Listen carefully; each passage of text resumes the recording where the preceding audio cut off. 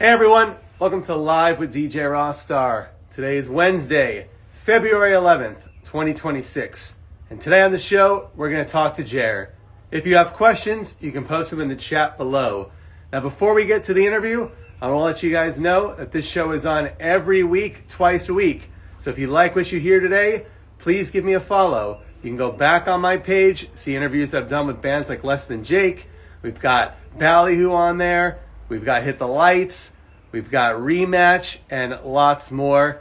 I've been doing interviews live on the internet on different platforms since 2002, believe it or not. So if you want to see some really cool old stuff, jump onto YouTube, look up DJ Rossstar. You'll see interviews I've done with Boys Like Girls, All Time Low, Green Day is on there. So check all that out, but not yet because we are live and we're about to talk to JER. So let's get them in the chat and we'll get it started. Hang on.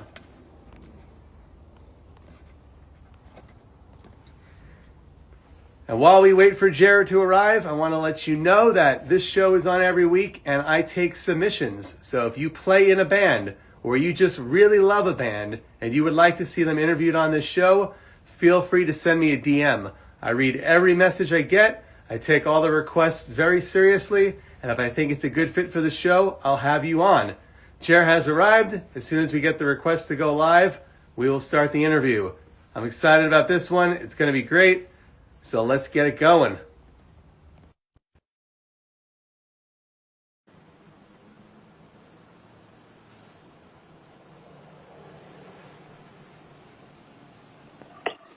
Hey there. What's up? The sun is setting here in Austin, Texas, so we'll see how long we have until my face is completely gone. Heck yeah. But we did put the little light on the porch, which I've never used before, I don't think. So now we'll have a little bit extra time. Hello, thanks for joining us. Yeah, thanks for having me. I love first of all, I love the background. Can you show us what we're working with behind you? I love seeing people's setups when we go live. Thank you. Yeah, so it's in the studio where I do all my YouTube videos. I have my computer right over here. I have like a trombone right here. All my recording gear is over here as well. And then this is the background that you see in all of the videos that I do. This is so cool. I got to ask you, you have so many videos and so much content, which is fantastic. What was the first video you ever posted on YouTube? The first video I ever posted was a cover of Feliz Navidad on Christmas. Okay. My family doesn't really do anything on Christmas. So, like I come down, like Christmas Eve is kind of the day where like, we see each other and stuff. Christmas Day is always like a really boring day for me. And so I was bored and I was at home with my laptop and I was like, I'm just going to record a ska cover of this song. And I posted it to Facebook and it just completely blew up and I made a YouTube channel and uploaded it there. And that's how it all started. I love that. I've never heard a cover aside from the homegrown cover. And that's a little bit different. Yeah. Was that the first video that took off or did you have to post like, 10 or 20 until it started getting a lot of hits? That one took off on Facebook. And like the first 4 covers I did took off on Facebook. And so after like I started uploading them to YouTube, eventually I was like, I should probably like I wasn't in the mindset of, oh, let me be a YouTuber. I was just like, oh, I'm just posting onto my personal Facebook. So I started linking my YouTube to like all the videos. And then as they blew up on Facebook, I would check and I'm like, oh, 2,000 subscribers in like a day. That's cool. So like it kind of like was back when Facebook was a lot more user friendly for the artists and people just posting there to post. Like, oh, yeah. It was the perfect way to kind of get that momentum going towards my YouTube channel early on. And time flies. I'll tell you, I just looked today. I joined Facebook February of 2006. So I've actually been on there for 20 years. My goodness. Yeah, I joined in 2009. I was forced to. I was a freshman in high school, and my band director was like, we're all communicating through Facebook, which in retrospect is a very funny thing as a teacher to be like, hey, we're going to communicate through Facebook. But yeah, it was like pre-social media being the way it is now. So we all had like our brass Facebook group and our woodwind Facebook group, and that's how they sent all the information out. That's awesome. So I'm a little bit older than you. We used to go onto America Online, and we'd make chat rooms. And so I used to make a chat room after school when I was in high school, and all the girls would come in there that were too cool to talk to me in person, but they would all go in the chat like we were all best friends. It was such a weird, it was such a weird thing now that I look back on that. Yeah, right. It's actually funny. Me and my friends, I used to use AIM And then me and my friends were like, I wonder if AI is still a thing. So we got back on it, and then they announced they were shutting down like literally the next Oh day. no. And we had made like a group chat for our friends from high school. We were like, well, I guess we're not using this anymore. What makes me mad is that MySpace is like kind of there, but you can't really see much. So I can look up my MySpace page and see like one photo, but there's thousands on there and thousands of videos that I do not have anywhere else, and I just can't get on there. Yeah, to my understanding, a server went down like permanently. So there's like a Ah. big chunk of the website is just kind of lost to the sands of time. So I gotta ask, growing up, where you are from growing up, was it cool to play in the band, or was that not cool?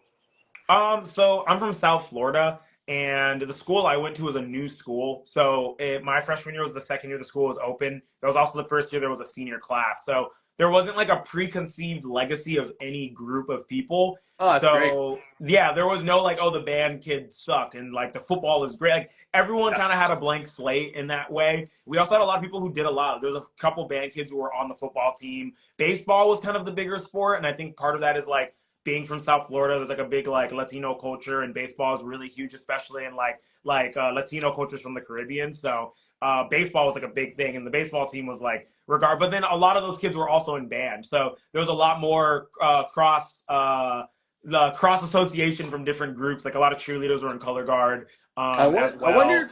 I wonder if that happens now. If anybody's watching and you're younger than us, I do want to know because so many people are crossing genres of music. Can you still cross activities in school and be considered cool? Because that was not a thing when I went to high school. I think that's really awesome that that was like a cool thing to do.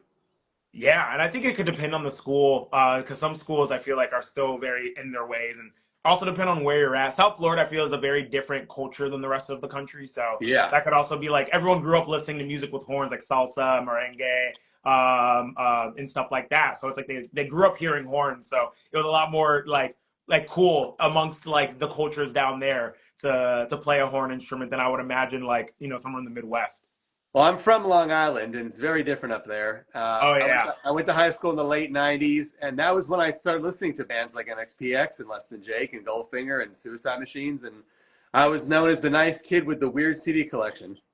Heck yeah. And there's nothing wrong with that. And then, as the years went by, some of those bands made it big, and a lot of the people in my school said, "Hey, I remember you used to tell me about them, and I didn't care to listen to them, but you always had those CDs, and you were carrying around your big book in the hallway." I'm like, "Yep, that was me." Heck yeah. Do you play any sports, or did you play sports when you were in school? I didn't.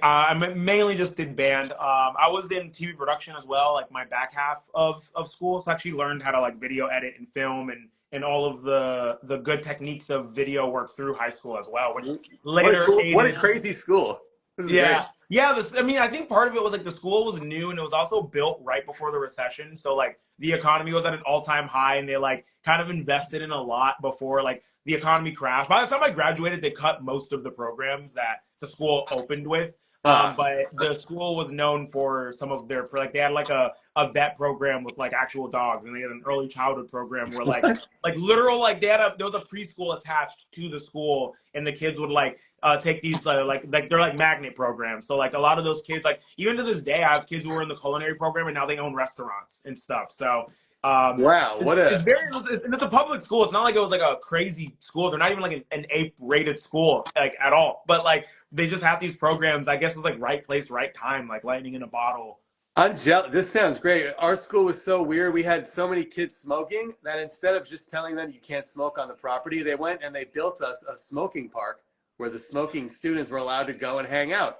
And guess what else people did in that little area? That's where all the fights were after school. So if you wanted Yeah. to go see a fight, you would just go to the smokers park and they wouldn't even break it up. So yeah, it Yep. was a Oh, completely different and world. don't get me wrong, there were fights every day in my school too. It was such an interesting like I've always understood my high school experience was so not normal, even given the time I went to high school and stuff like Yeah. that. But like it was just such a weird combination of so many like factors where even when we were in school, we're just like, we don't think school is supposed to be like this.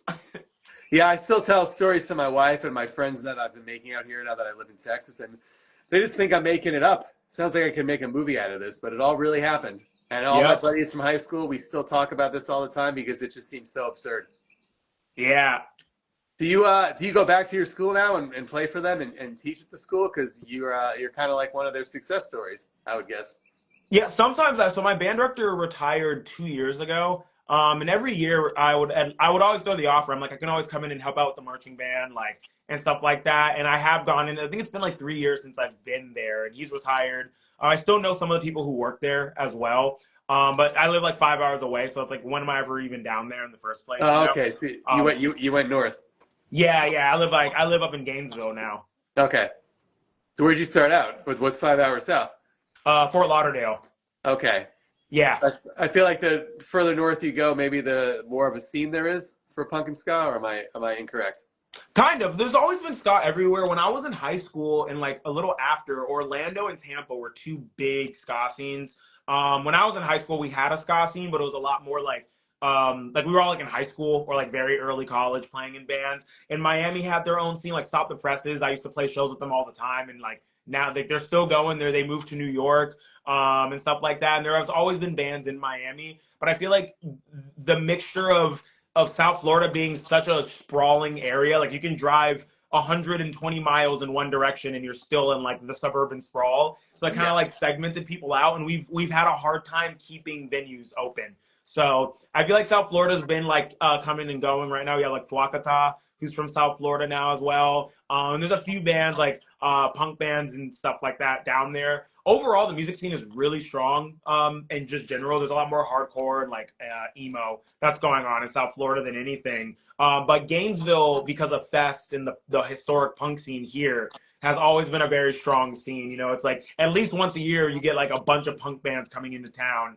and there's like 20 venues. So music kind of just like flourishes here. Don't they have a big festival there as well every year? Big ska Yep, punk literally, fest? it's called Fest. Yeah. Yeah. So you're in a good spot then. I think, and is Tom Petty also from Gainesville? I think he was. Yeah, Tom Petty, Bo Diddley. There's a few artists that are from the Gainesville area for sure. That's great. So when you travel around and you have traveled a bit, do you ever think like, oh, I would rather live here, or do you love being a Florida-based artist for now? I honestly like when I was like a kid, I wanted to move out of Florida more than anything. But as I started to tour and move around more, I started especially like visiting places a lot. I spent a lot of time visiting California. I spent a lot of time visiting like New York and Chicago. Oh yeah. And there's great things about all of these other places. And I'm not saying I wouldn't be happy living in these other places, but it's also like shown me like how much there are differences. You know, we kind of think of like, oh, like everything in the United States is the same, but there are cultural differences when you go place to place. And there's a lot of things I do love about Florida where I can see myself like staying here long term, you know, especially like North Florida and Gainesville in particular. And it looks like you've got a good setup behind you. You got everything right in your room. You don't have to travel anywhere to work. Fantastic. Yeah, and rent is very low. So for someone like me, where I do most of my work online, it helps in my favor because like I was gonna move to California a few years ago, and it fell through. It didn't work out, but my rent would have tripled. And for me to like not really even have a guarantee income for that triple in rent, you know? I get it, dude. I lived in California for like 17 years, and I got lucky because I rented from a woman who my mother knew from high school. It's a really weird situation. We had like a 2-bedroom. She was never around because she went on the road with her clients. She was a publicist, and I paid like $1,000 flat for like 17 years. It was great. But then when I wanted to move out and get my own place, it was like, 3,000 for Yeah. for a studio or something. And so I just moved to Nashville, and now I'm here in Texas, and things here are a lot cheaper, and money goes a lot further down here also. Yeah, yeah, and I definitely feel that. So that's the biggest thing is like I look at other places that I've considered moving to, and I'm like, honestly, like any place I want to be, I'm gonna have to work so much harder to have like not even like this. Like I have a 3-bedroom house for 1,400 a month, you know? That's insane. Like I can record at any hour of the day. So like that's the thing that I'm just like, the trade-off is I live in Gainesville, Florida. Like bands don't tour through here all the time. Like it's a small town. Sometimes I have to drive to Jacksonville or Orlando for things because they just, like we don't have a lot of stuff here because it's a small town. But that's the ebbs and flows, right? Sometimes that's part of the fun is driving. I'm going to go see Goldfinger in Houston, and that's like a good 3-hour drive from Austin because they're not coming here. And like part of the fun is going up there, taking the drive, stopping at the rest stops. Not a bad thing to do. Yeah, I love the being on the road, especially like as a touring band. It's like 2-hour drive to me is nothing. We're doing like 10-hour drives a day on tour, and so just to drive 2 hours to go to a show, I'm like that's my backyard. When you go on tour and you have a tour coming up, are you bringing people that you grew up with, or are these people you recruited through various places? It's kind of a mix of both, honestly. Like, it's all people that I've just known throughout playing music. Like, my bassist, Candace, plays in a band called Woolbright. We also went to high school together. Love it. And yeah, she was 2 grades ahead of me, but we knew each other since high school. Some people I've been playing music with as long as I've been, like, in high school or like early back in South Florida. But some people are people that I've met within the last 2 years or so. And there's everyone along the way. So some people in my band and on the road with us, I've seen their bands play for over a decade. I've seen them touring for years, and some people we've met recently. And I think that's kind of like the beautiful thing about music is like you're always making these connections with people through like one shared like belief of the music and of the culture, and the way how like that can create so many lasting friendships, whether it's just over a couple years or whether it's like new friendships being made in the moment. How many people are going to be out with you this time around? It's gonna be 7 of us, so yeah, it's Wow. always 7 of us with the JER band. Do they have to come to you first, or you just say, "Hey, this is the first day of the tour. Show up somehow. Find a way Yeah, there." we meet up. So Em and I live together here in Gainesville, and we're gonna drive up. So we're gonna drive with all the gear and everything to Denver, which is 3 days of driving. Wow, that's Um, fun. and then everyone else is gonna meet up. We try to do as like little because our drummer lives in Tampa, and we could like pick him up. We're picking up the rental van from Tampa as well, so we have like another 4 hours of picking up the van and dropping it off. But Van yeah, life. we try to drive all together. Like Candace lives in Miami, but it's just work. Like everyone can't. That's like taking 3, 4 more days off of work, which is not easy for everyone. So we're just having if they can't take off work, we literally are taking like their drums, their instruments. They don't have to check the bags and like get Yeah. on like the cheapest flight possible to save money. We've done that a lot. And it's like one of the workarounds of like because like even like us driving the 3 extra days of the van there and back is still less than like one flight because like flights are just getting kind of out of control. Oh no, Plus all of the I drive everywhere. Also, I get it. yeah. Honest. And like last year, I got stuck in an airport overnight 4 times. One of those times was for 3 nights. I was stuck in Atlanta for a weekend. So it's like I'm Wow. getting to the point where I'm like I'm having horrible luck flying. So I'd rather just drive if I can. I learned today, and this makes me mad. So I have to go to Florida to see my parents from Texas. Like a $500 round trip flight to go like 2 states over. And if you live in Europe and you want to fly to like different European countries, it's like $40 to $100. Yeah. It's ridiculously cheap. I hear it's because they compete with the rails. So, it's like they can make their flights really expensive, but then like why would you do that if you could take a train instead? Yeah. And a train is much more pleasant for most people. So they have to keep their prices low because it's like here it's like if you don't fly, it's like good luck driving. Or you could take the Amtrak, but I wouldn't do that. I've watched a ton of YouTube videos where people go, oh, I'm going to take the train today from Maine to Washington State, and it takes like 5 days, and it looks terrible Yeah. on there.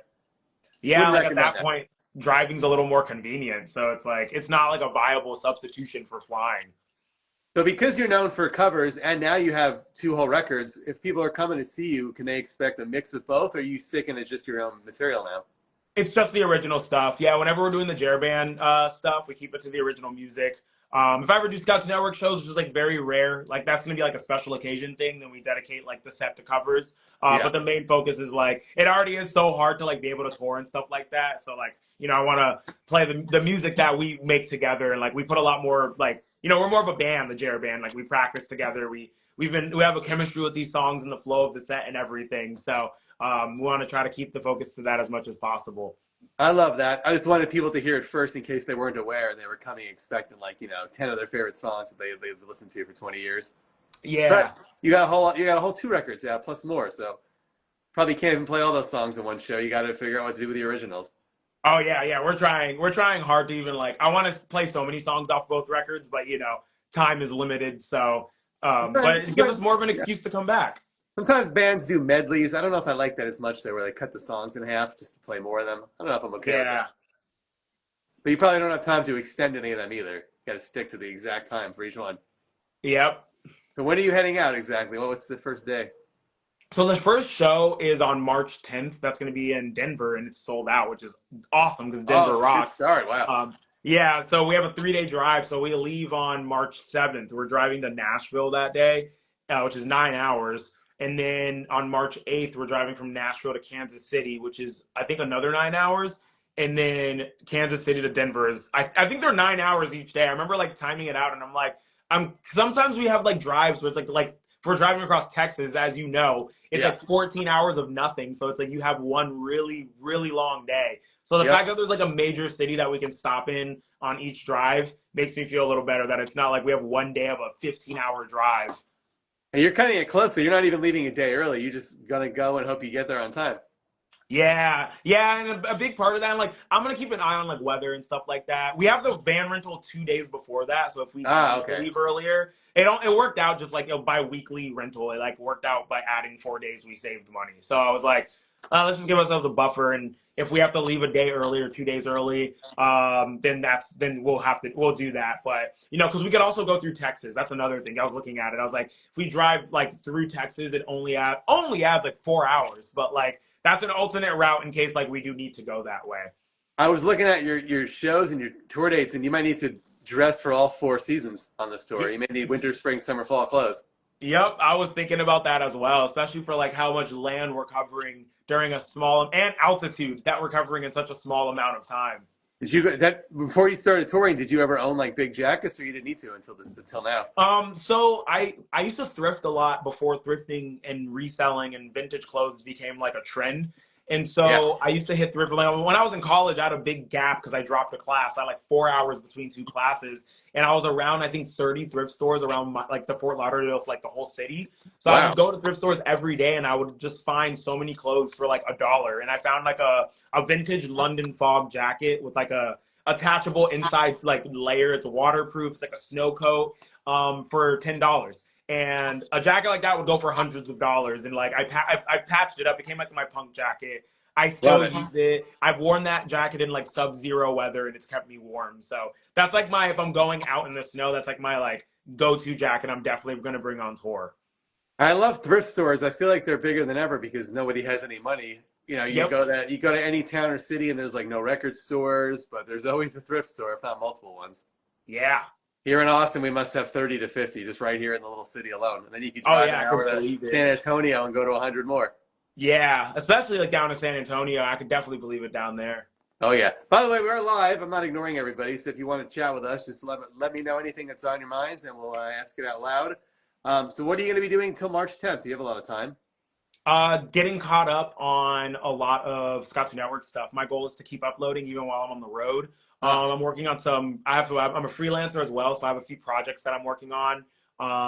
Writing music, composing, arranging for groups and stuff like that. And I also go in and I teach music to kids as well. So a lot going on, a lot of teaching, a lot of basically just staying busy. And we're also deep cleaning our house. We've gotten rid of like 15 trash bags worth of nice. things that have built up and accumulated, and people have left after moving out and never grabbing. So How many hours do you sleep at night? You have so many uh, projects. definitely not enough. It depends. I feel like I sleep in a lot, and so like I do get a good amount of sleep, but then my day starts super late. Does anybody in your neighborhood recognize you? Maybe from your videos on YouTube or anything, or not yet? When I moved in, my neighbor, yeah, like I went around to tell my neighbors like I'm a musician, like just so you know if you hear Get music. ready. And the first neighbor to my right, like I knocked on the door, I was like whatever, like hi, I'm JER, like I'm moving in, and he was like, oh, I love your YouTube channel, and I was like, oh, thanks. That's And awesome. I feel like you've yeah, had a lot of cool moments like that, but to be your neighbor is probably, I would think, one of the coolest moments and be like, wow, yeah, they're he'll awesome. actually know who I am. Yeah, right. And like when I first moved in, the dude across the street was also a YouTuber, which is really funny. I'm like, dang, what's the odds of two YouTubers living on like one street? And well, I guess in Gainesville, it's like apparently another punk band lives around the corner that's been in a band here for 20 years. So it's like, I Oh, guess wow. that's just Gainesville. Sometimes I hear bands practicing when I'm like out throughout the neighborhood and stuff like that. So That's I so think fun. that I think people are a little more used to hearing music, but my neighbors say they never hear me playing, which is a good problem to have, you know? Did it take a while for your family to really take this seriously, or was it like right away they knew you were onto something bigger? Oh yeah, I feel like my family didn't really think it was like a viable way to survive, but when I stopped like every now and again just being like, "Hey, I'm really tight on like cash. Is there any way I can get like $50 so I can meet rent or something like that, Yeah. which I never even asked my parents that much all the time. But like, I was in school and they wanted me to focus on school. So Oh, like, they were no. like, if you're going to like be up there in school, like we'd rather you do that than like get another job. Right. So you can Sure. like keep your grades up, and stuff. So like, once I was still in school and then I just stopped asking for like money. And after like 4 months of that, they were like, oh, wow, you really are just like managing that and school and you're fine. But back then when It's I moved to super, super Gainesville, impressive. yeah, what's up? I said it's impressive. Even if rent is 1,400, it's still impressive.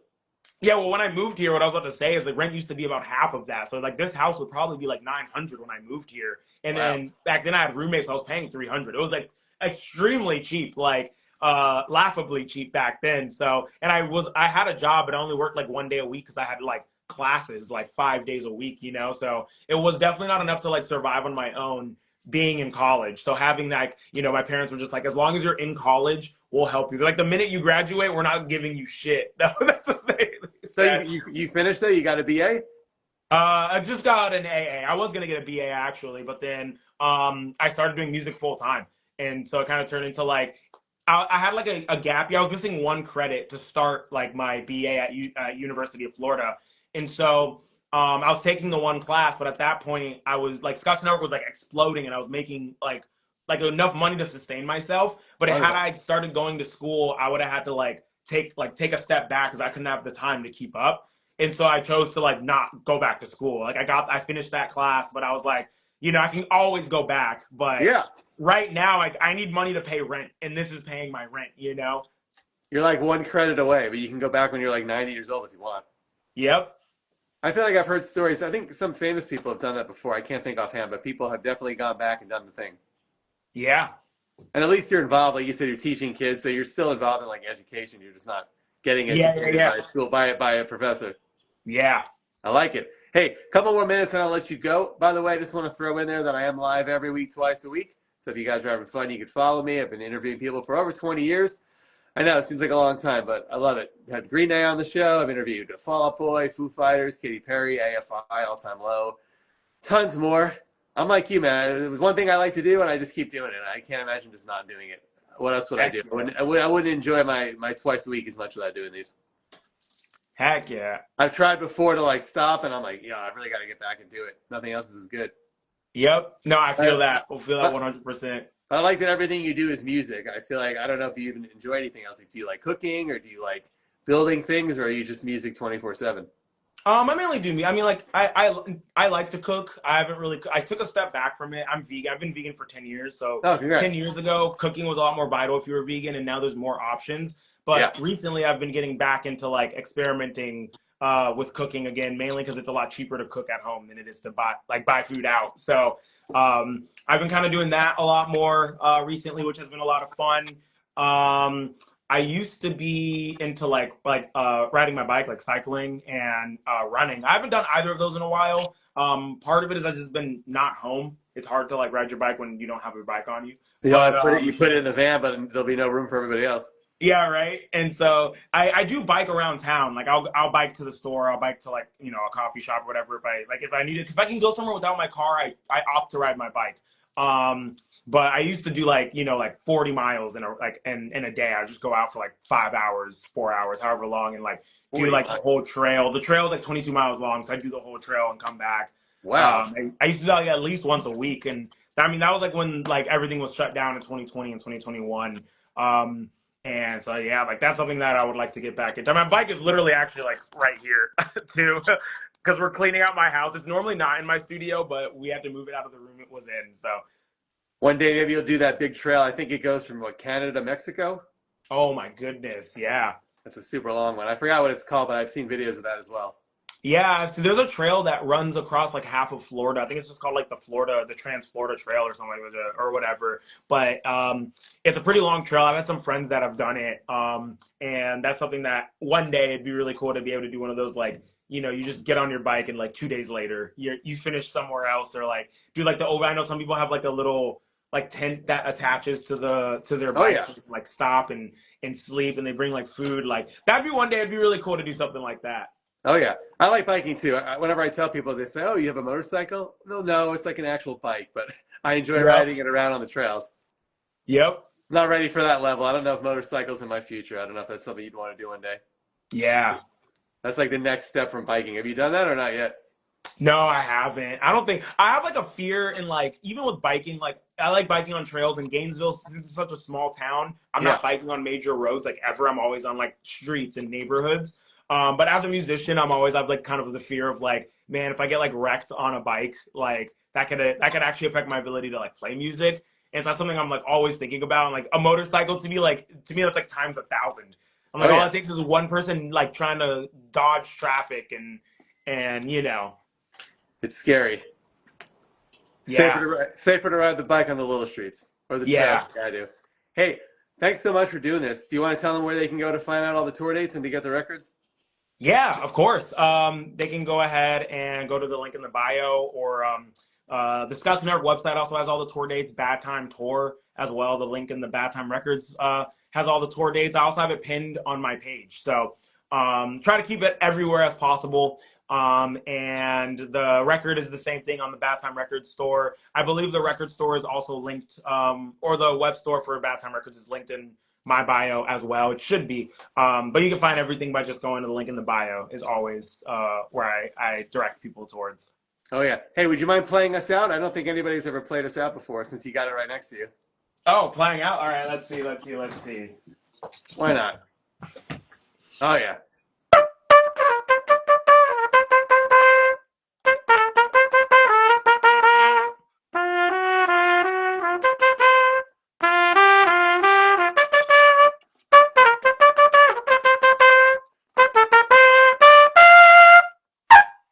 I know I didn't get the last note, but Fantastic.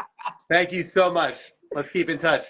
yeah, thank you so much. I appreciate you. Yes. Thank you all for watching and I hope you guys watch the replay. I'll see you next week. Take care. Yeah, bye. Bye everyone.